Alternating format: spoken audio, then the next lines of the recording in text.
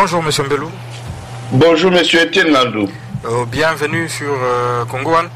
Monsieur Mbelou, l'opération de dépôt des candidatures aux élections provinciales s'achève ce lundi 25 mai 2015 à minuit. Et on a observé une certaine effervescence les dimanches dans plusieurs villes où les membres des partis politiques et les indépendants se sont bousculés pour faire acte de candidature. C'est Radio Okapi qui rapporte cette information. Monsieur Mbelou, qu'est-ce qui peut expliquer cette soudaine effervescence pour un processus qui demeure tout de même assez opaque? Cette effervescence peut être liée au fait que plusieurs de ses compatriotes ont oublié l'histoire et ils sont tombés dans l'amnésie et peut-être qu'ils n'ont rien d'autre à faire. Ils estiment que dans un pays sans État, on peut arriver à organiser des élections dignes de ce nom.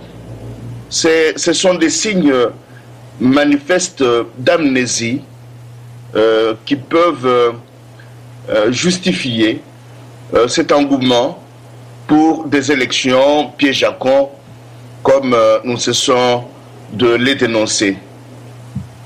Et une plateforme de l'opposition, lui, ne semble pas du tout aller dans ce sens-là. C'est celle qu'on appelle Force acquise au changement de Martin Fayulu, qui, par la voix de son coordonnateur, effectivement, a livré sa position le samedi 23 mai au cours d'une conférence de presse. Et il a affirmé que la situation politique actuelle est délétère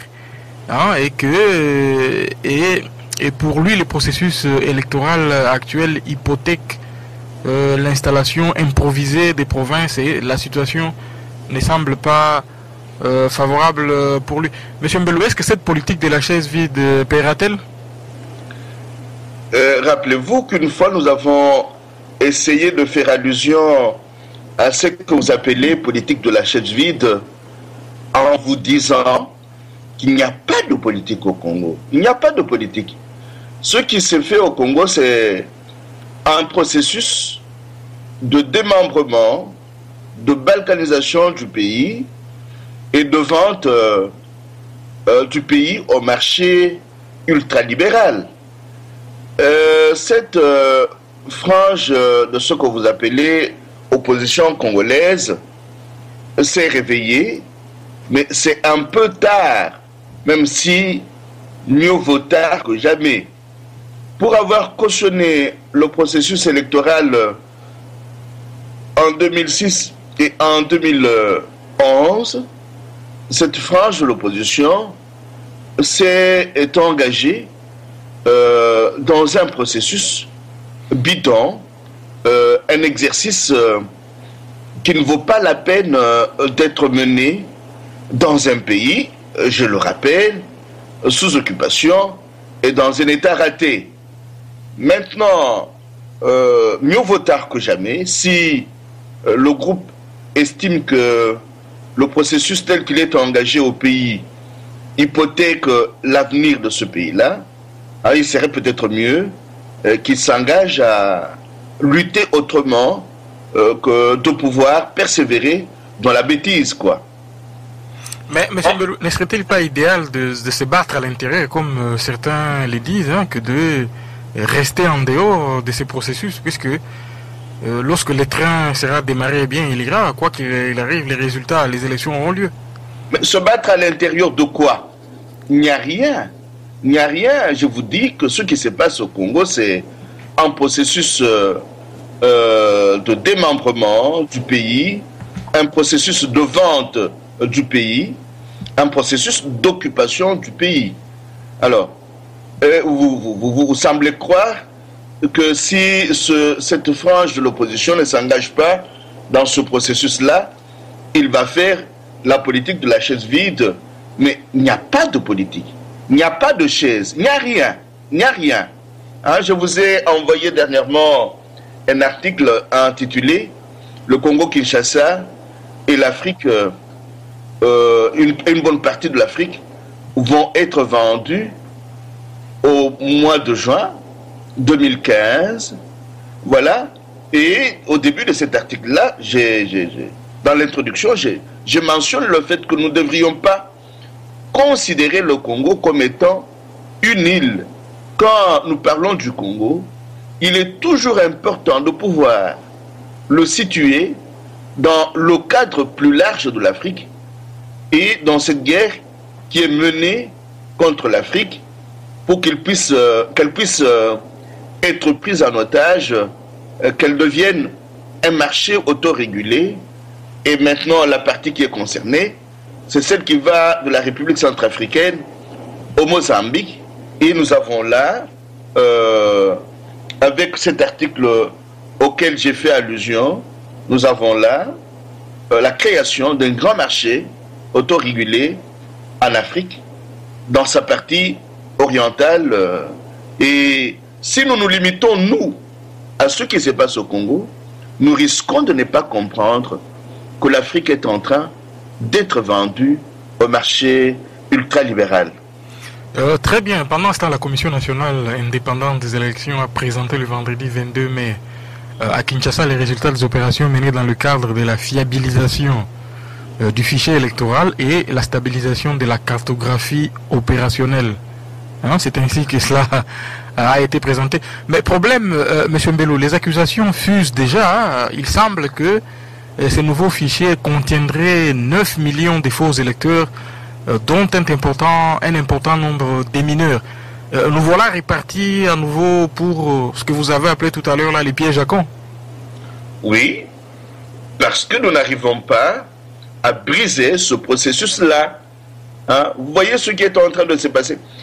Où avez-vous vu des pays qui se respectent organiser des élections sans connaître le nombre réel des habitants les peuples? Vous ne pouvez pas, dans un pays comme le Congo, qui connaît une guerre permanente, organiser des élections sans recensement. Il n'y a jamais eu, depuis les années 80, il n'y a jamais plus eu de recensement dans ce pays-là. Et ces élections, on va les organiser sur base de quoi? Donc ça sera des élections organisées sur fond d'un public inconnu. On peut tricher. Mais M. Mbello, vous parlez de recensement. Joseph Kabila avait proposé, comme préalable à ces processus, un recensement. Et l'opposition avait refusé, puisque semble-t-il, on l'accusait de vouloir tricher là également, parce qu'il avait nommé, je pense, Adolphe Lumanou comme responsable de l'institution qui devait s'occuper de ce recensement. Oui, mais on ne peut pas, je ne me limite pas tout simplement à ce que Joseph Kabila a fait dernièrement, a proposé dernièrement. Le Congo est impliqué dans un processus électoral depuis les années 2005. Pourquoi ce réveil tardif pour proposer le recensement maintenant? Donc, le recensement aurait pu se faire avant que le pays ne s'engage dans le processus électoral. Déjà en 2005, il est impossible de compter sur des élections dignes de ce nom avec un corps électoral inconnu. Donc, le fait que le corps électoral puisse être inconnu ouvre ce processus-là à plusieurs manipulations. C'est aussi un signe assez lointain qui trahit le fait que le Congo est un État raté. Dans un État raté, l'administration ne fonctionne pas.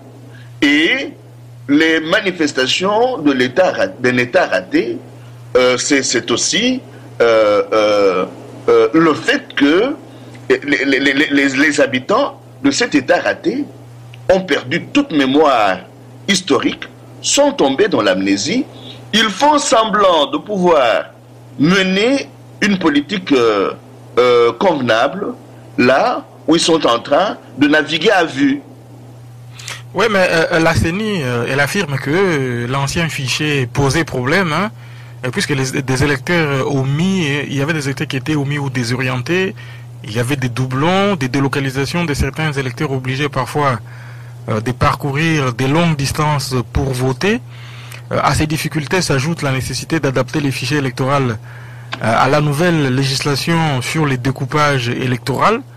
Donc, les responsables de la CENI, son porte-parole, M. Kalamba, se félicite même en ajoutant que le travail fait a permis d'agréger les données à l'échelle de 26 nouvelles provinces de la RDC. Monsieur Mbelou, quel crédit peut-on accorder à ces affirmations? Ces affirmations-là n'ont aucun crédit. Et ce sont des affirmations faites pour pouvoir se donner bonne conscience. Il n'y a pas d'administration. Comment un pays qui n'a pas su gérer comme il se doit ces 11 provinces, qui n'a pas su organiser un recensement pour ces 11 provinces, pourra gérer convenablement 26 provinces et y organiser des élections dignes de ce nom. Encore une fois, je vous rappelle que dans un État raté, sans administration, il est difficile de pouvoir croire en une organisation idoine des élections. Monsieur Kalamba est en train de s'amuser. C'est un pays où tout le monde s'amuse, un pays qui pose des problèmes sérieux de direction. Ce pays-là ne peut pas organiser des élections dignes de ce nom. Mais M. Mbelou, le problème du Congo n'est-il pas éminemment politique, parce qu'on a comme l'impression que personne ne croit plus en un processus électoral, puisqu'on l'a vu en 2011 par exemple, ceux qui sont allés au Parlement pour la plupart, certains observateurs sérieux affirment qu'ils ont été tout simplement désignés et que leur présence au Parlement n'est pas le fruit d'un vote. Alors pourquoi aller aux élections puisque personne ne croit réellement que voilà, c'est le vote des électeurs qui va m'amener au Parlement? On compte sur un délégué qui serait à la CENI qui va s'arranger pour que mon nom apparaisse sur la liste. Voilà un peu le raisonnement qu'il y a actuellement à Kinshasa. Oui, c'est un raisonnement conjoncturel. Nous avons pour la plupart au Congo perdu toute capacité de pouvoir nous projeter dans l'avenir, d'avoir une pensée stratégique à long terme. Et comme vous le dites en posant votre question, je vous répondrai que le problème du Congo n'est pas qu'au politique, il est anthropologique.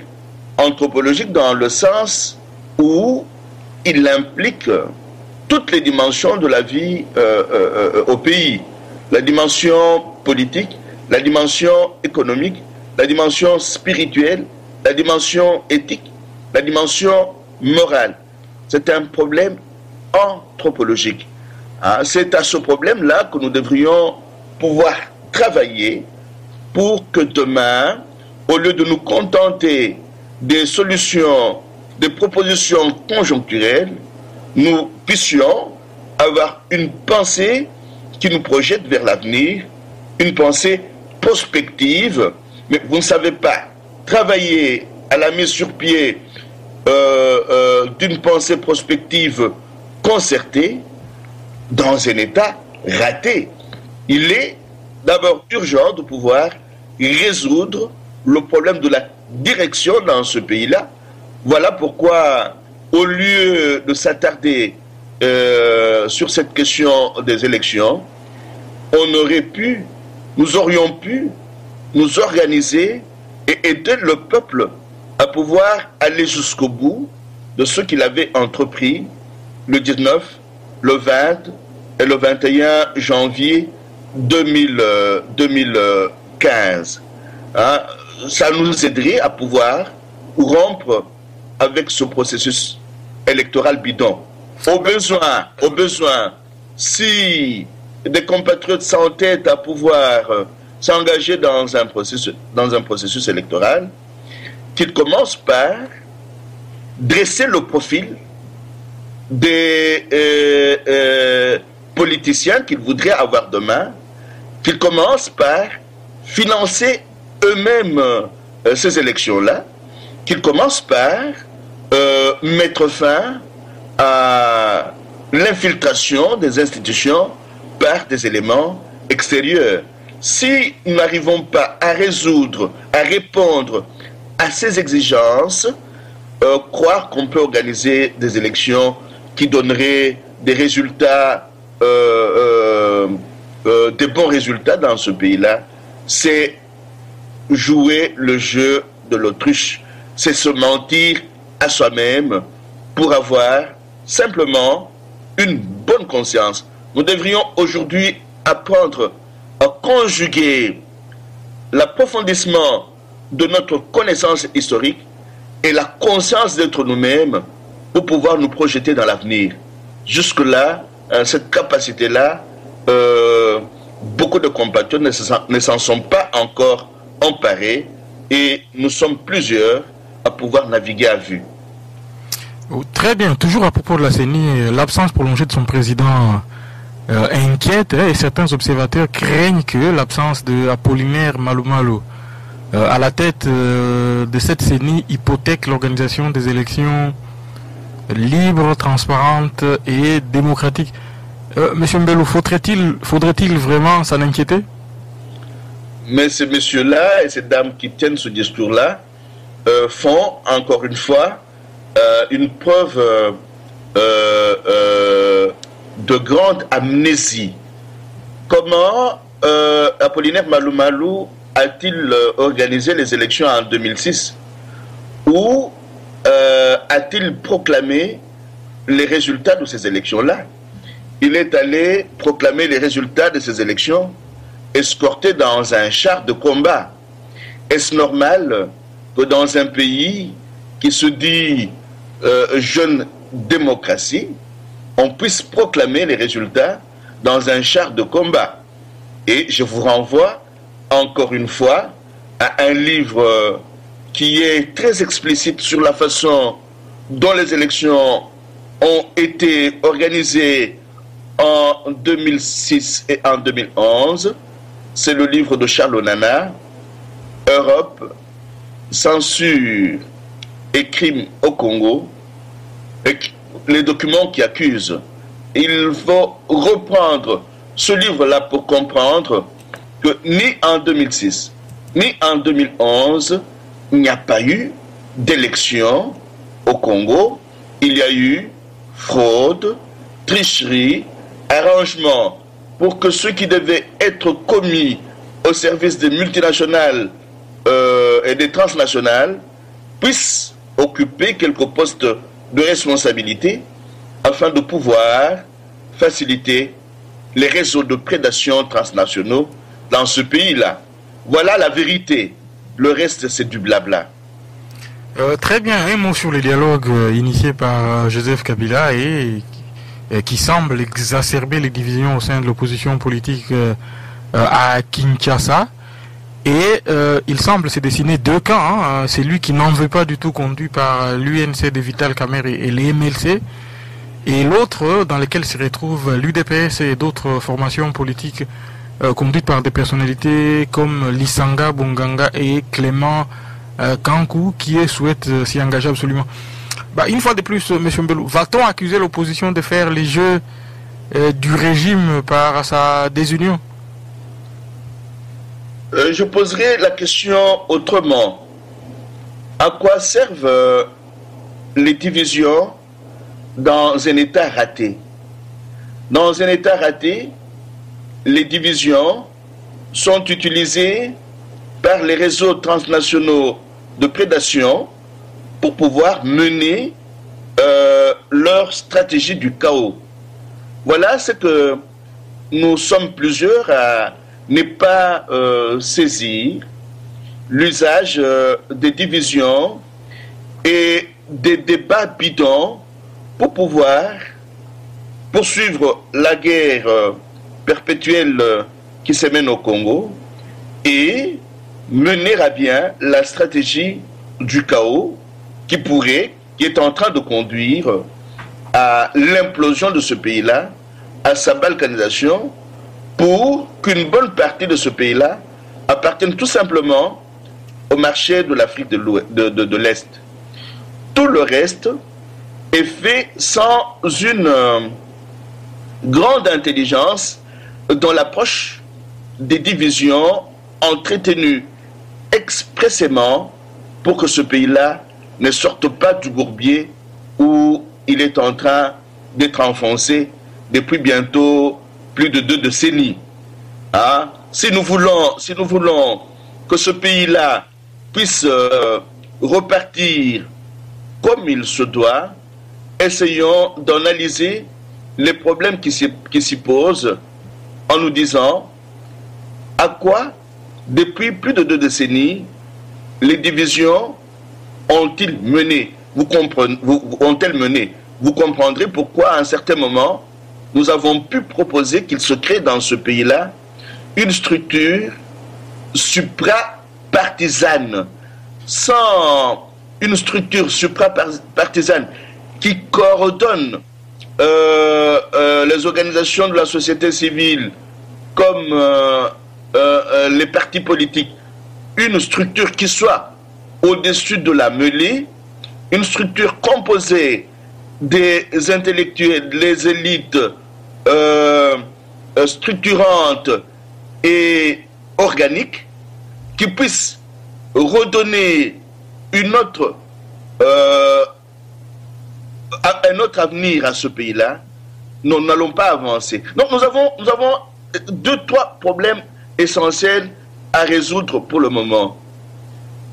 Résoudre le problème de la direction, c'est-à-dire avoir à la tête de ce pays-là des hommes et des femmes qui feraient partie de ce que nous appelons régulièrement un leadership collectif, des hommes et des femmes au profil exigé par les Congolais qui pourraient nous dire ce qu'ils ont comme vision du Congo de demain. Donc, un leadership collectif consciencieux et connaisseur de l'histoire de ce pays-là, le premier problème.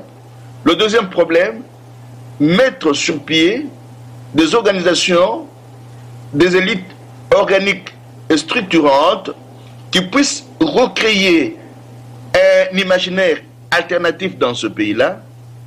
Le troisième problème, c'est le problème de faire d'abord du Congo un État social, souverain et de droit. Si ces 3 problèmes ne sont pas résolus d'urgence, la balkanisation de ce pays-là va éclater au grand jour et nous saurons où donner de la tête. Le Congo et maintenant l'Afrique sont de nouveau très mal repartis. Mais M. Mbelou, votre point de vue personnel, s'il vous était proposé d'y aller à ce dialogue, qu'est-ce que vous feriez? Mais j'irai dialoguer avec qui? Vous savez que le Congo est en guerre depuis les années 90. Si dialogue il y a, que ceux qui nous ont fait la guerre puissent eux aussi se retrouver autour de la table du débat. On ne va pas aller dialoguer avec les marionnettes de ceux qui ont cru lancer un processus de la renaissance de l'Afrique en armant leur proxy pour qu'ils puissent démembrer le Congo.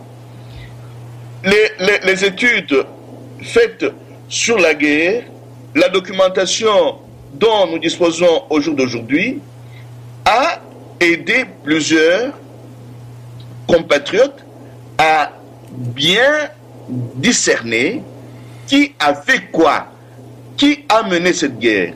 Pourquoi ne pouvons-nous pas aller directement vers ces messieurs et ces dames qui nous ont mené la guerre pour que nous puissions négocier avec eux sur ce qu'ils appellent leurs intérêts? Pourquoi nous entêtons-nous à organiser des dialogues bidons avec leurs proxys, leurs marionnettes, au lieu d'aller directement vers eux?